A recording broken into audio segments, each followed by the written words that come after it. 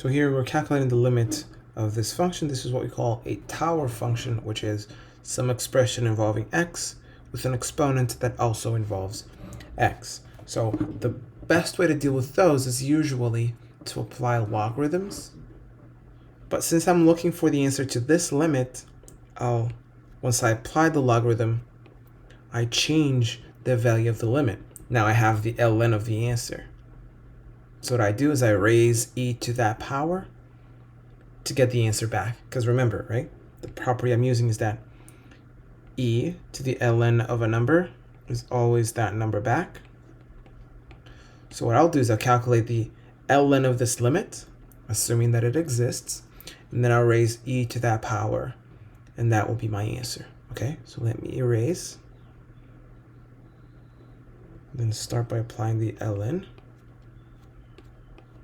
And because the logarithmic function is continuous, I could apply, so the ln of the limit is the same as the limit of the ln, so I can do the limit second.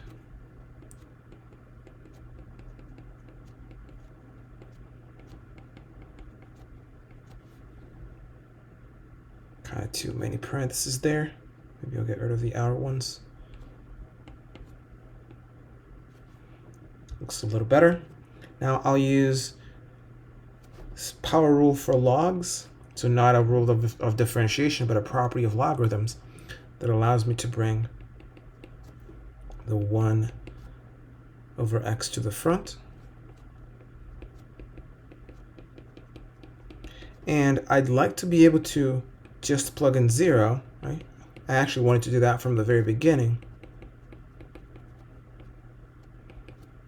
I'd like to be able to do that. But if I plug in 0, I get a 0 at the denominator, and I get the ln of 0 plus 1, so the ln of 1, which is also 0. So if I had plug in 0, this would be a 0 over 0. I always use quotation marks so the person reading knows I don't actually mean it. You can't divide by 0. This does not make sense, but this tends to 0 and this tends to 0. So this is an indeterminate limit. I don't know for sure what it is.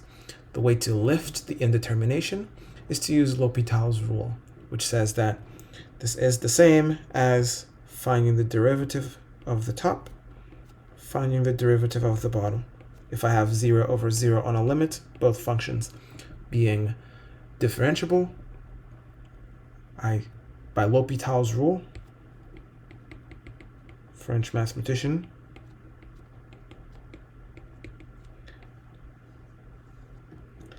I can derive the top, derive the bottom separately, and that will also give me the same answer, the correct limit.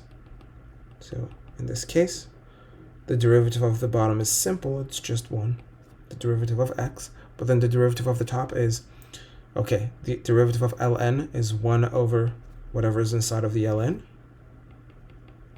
that times the derivative of the inside, so derivative of 12x is 12, derivative of cosine is minus sine. So this division by 1 here does not make a difference, and therefore my limit is 12 minus sine x, all that over 12x plus cosine x. Now can I plug in 0? Yes, I can. If I plug in 0, I will get 12 minus the sine of 0 on the top, which is 0. And then 12 times 0 is 0, so this is 0. And the cosine of 0 is 1, so that's 1, and the answer is 12. But remember, right, this is the ln of my limit.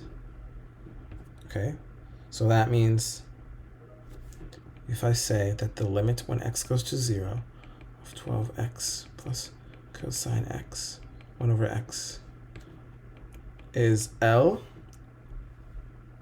then the ln of the limit is 12, so L is e to the 12 by definition of logarithm.